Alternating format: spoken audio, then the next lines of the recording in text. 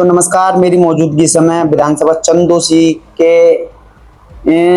में मौजूद है। हमारे साथ जुड़ चुके हैं समाजवादी के विधानसभा चंदोसी से सक्रिय नेता भाई उमेश चंद दिवाकर जी। देश की राजधानी दिल्ली जंतर मंतर की तस्वीरें तो आपने देखी ही होंगी। वहीं देर रात संभल की तस्वीरें हम लगातार आपको दिखाते आ रहे। साथियों, संभल में किस तरह समाजवादी के लोगों को पुलिस के द्वारा, प्रशासन के द्वारा अरेस्ट किया गया।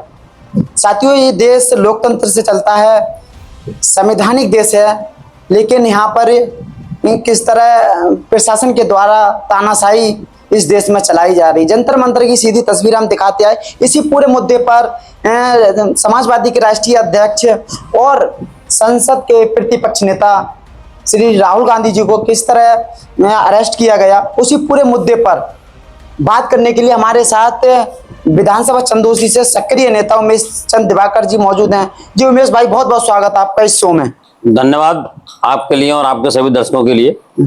उमेश भाई, मुद्दे की बात करते हैं। दिल्ली की घटना को इस तरह से देखते हो आप? ये जो दिल्ली की घटना है और जो बाकी सरकार और प्रशासन जो अमानवीय कार्य जो कर रहे हैं, ये लोकतंत्र के लिए सबसे बड़ा खतरा है। दिल्ली की घटना से लोकतंत्र को खतरा है? उनके व्यवहार से।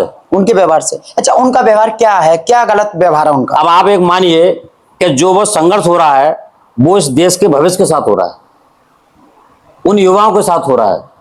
और ये जो वर्तमान सरकार के जो नेता हैं वो किसी अंग्रेज से कम नहीं है। अच्छा, कैसे? अंग्रेजों का काम था आपस में लड़ना। आज अगर हमारा वहां सिपाही है, जो हमारी डिफेंस की फोर्स लगी हुई है, वो उसमें और हमारे छात्रों में आपस में भिड़वा रहे हैं। धर्मेंद्र प्रधान या फिर वरिष्ठ नेता या फिर माननीय मोदी जी जहां जंतर मंतर पर धरना लग रहा है, क्या अपने सिक्योरिटी के साथ आके उन लोगों को आश्वस्त नहीं कर सकते?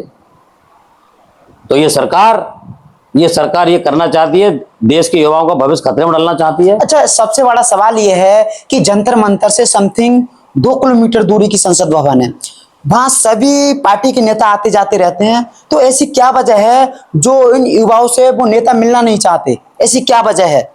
देखो, ये जो वजह सच्चाई है, हमारी इंडिया की जो मीडिया है वो सच्चाई तो दिखा नहीं रही। ये मीडिया सच्चाई ये भी दिखाया कि इतनी बड़ी संख्या में जो लोग लाखों की संख्या में आए हुए हैं और आप एक नेता को नहीं भेज सकते, तो जो वर्तमान सरकार है वो जनता से डर गई और खास करके समाजवादी के सिपाही से डर गई। जो समाजवादी के कार्यकर्ता है कर्मठ, और उन्होंने अब रात दिखा दिया। रात राष्ट्रीय अध्यक्ष जी हमारे माननीय अखिलेश यादव जी को अरेस्ट किया गया था और 10 मिनट के अंदर पूरा उत्तर प्रदेश में जाम लग गया और उन्हें वो छोड़ने पड़े। हर चौराहा जाम हुआ था। हमारे संभल की स्थिति आपने देखी होगी। तो ये सरकार युवाओं के लिए गलत कर रही है, ये सरकार किसानों के लिए गलत कर रही है, और इस सरकार में कोई भी वर्ग खुश नहीं है। केवल इनके जो चंद लोग हैं, 2 गुजराती इस देश को बेच रहे हैं और 2 गुजराती इस देश को चला रहे हैं। केवल यही है, बाकी कोई सिस्टम नहीं। अच्छा, क्या लगता है जैसे संभल चौराहे पर रात धरना दिया गया, इस्लाम नगर चौराहे पर रात धरना दिया गया, ये चौराहे पे 10-20 लोग इकट्ठा करके धर्मेंद्र प्रधान इस्तीफा दे पाएंगे? क्या सरकार गिर पाएगी? सरकार बात गिराने की नहीं चल रही है, बात चल रही है जो युवाओं के साथ खिलवाड़ हो रहा है। तो ये पूरी डेमोक्रेसी चेंज हो पाएगी? बिल्कुल होगी। वो कैसे हो पाएगी? क्योंकि डेमोक्रेसी का जो बेस है वो जनता है, और जनता आज समझ चुकी है। जनता ये सब कुछ बदलने जा रही है।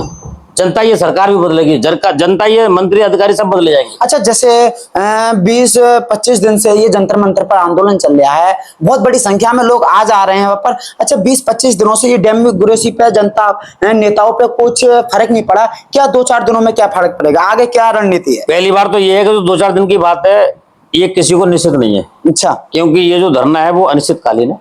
अच्छा, और ये धरना जब तक चलेगा, जब तक ये सरकार, जब तक ये नेता एक्सेप्ट नहीं कर लगते अपनी कमी।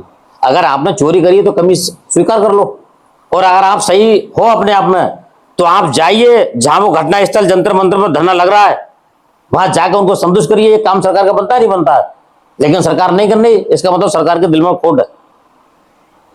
आप उससे पूछिए, जो एक किसान का बेटा अपनी परीक्षा की तैयारी कर रहा है, चाहे वो नीट हो, चाहे वो अपनी नौकरी के लिए तैयारी हो, वो विषम परिस्थिति में तैयारी करने के बाद में जब उसका पेपर लीक होता है तो उसके घर में खाना नहीं बनता।